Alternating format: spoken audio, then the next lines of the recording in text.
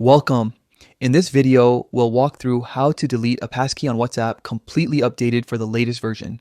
Whether you're cleaning up your account settings, switching devices, or just prefer to sign in the old-fashioned way, this quick step-by-step guide will help you do it in less than a minute.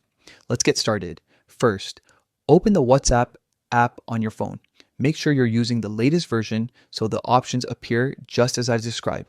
Once you're in the app, head to the upper right corner of your screen and tap on the three dots. This menu gives you quick access to key settings and features. Next, select Settings from the drop-down list. Inside the Settings menu, you'll see several options, but for this task, we're focusing on Account.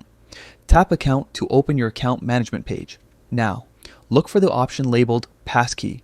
This feature stores secure login credentials that let you sign in quickly without a password.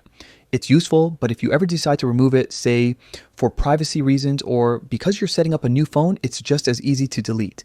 Once you've tapped Passkey, you'll see your saved key associated with your account. Go ahead and tap Delete. When you do, WhatsApp will ask you to confirm that choice. Tap again to confirm, and within seconds, your passkey will be deleted from your device. From this point forward, your WhatsApp account will no longer use a passkey to sign in. That means the next time you log in, you'll need to verify your account the usual way using your phone number and a verification code. And that's it. You've successfully deleted your WhatsApp passkey.